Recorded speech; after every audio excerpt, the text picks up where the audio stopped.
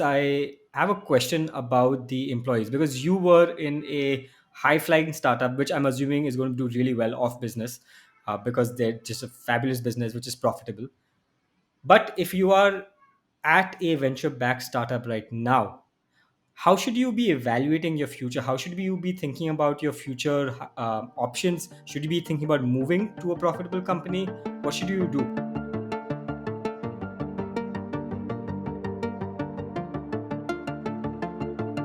Yeah, I think that's a good question. I've personally seen this cycle of what happens from an employee perspective when funding can't be raised by a company. And when I was back in the job market after failing at my startup in 2017, when I was back in the job market, one of the things that I was very particular about is which startup do I want to go join now, and how am I going to do the evaluation of which is the right company for me? Because I had gone through that experience where I had ESOPs of a startup that were now worth zero, right? I had over indexed on the ESOPs to sort of get a large chunk of the ESOPs because I thought the company is going to do well.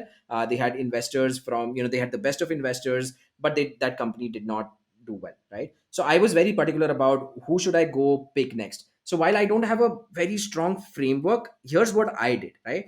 At the very basic level, I started understanding businesses and the unit economics. Why this is important is because when the winter happens, you you will automatically see that companies and startups that have good unit economics are the ones who are being chosen to get funded over the ones that are still trying to figure out that pre-product market fit or stuff like that, right? So a good decent product market fit and unit economics, those are the bedrock of, like, the next company that you should be working at. Or if you're at your startup, if they're not moving towards that, that's a cause for concern. You need to figure out how long the runway is. Then the founding team pedigree, I think, matters a lot.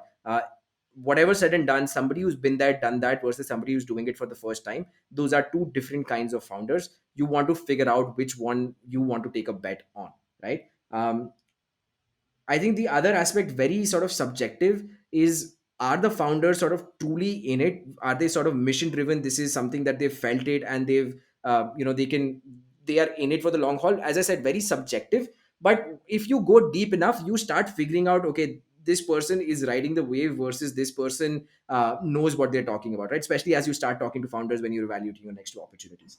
That actually reminds me of somebody I know. His literally a couple of months ago, the company he was working at just got bought by Byju's, and he got to cash out his ESOPs. So he got very lucky in that way. Yeah, exactly, right. So I think that's the thing with ESOPs, right? They are like lottery tickets, whatever said and done. Given the probability of a startup success, given the fact that their ESOP policy is good enough where you can actually buy the ESOPs when you're quitting, a lot of things go into it. ESOPs are lottery tickets, but once you hit it, oh my god, it's beautiful.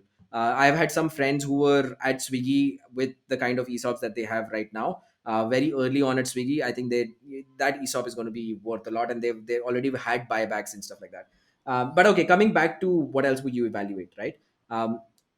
These companies now need a path to profitability or free cash flow, right? Investors are asking for it. Only very, very few companies are going to be able to justify investing in R&D, investing in deep tech. Those companies will get the leeway, saying that maybe no path to profitability over the next few years. But all these cashback companies and acquiring through discounts and stuff like that, they will need a path to profitability or at least free cash flow.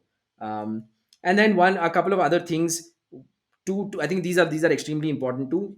Let's say the market or thesis that you're betting in, that turns out to be true, right? This thesis turns out to be true. Let's say, for example, space tech and stuff like that. A space tech is a bad example because I think there'll be multiple winners in space tech, but some markets will have one or two winners, right? If that market or thesis proves out to be true, do you really think your startup is going to be the one winning that market?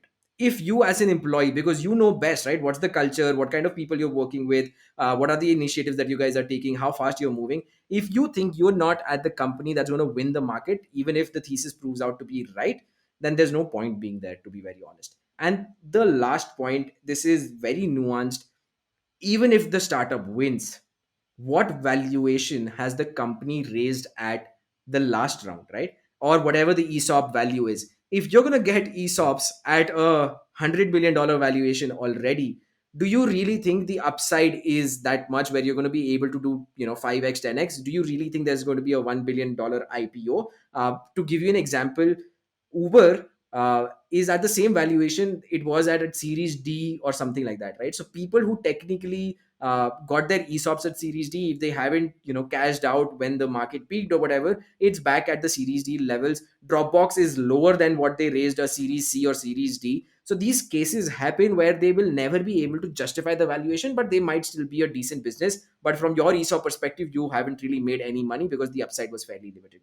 So once you evaluate a lot of these questions, you will probably figure out what's the right company to be at, or if the startup that you're at is the right one or not.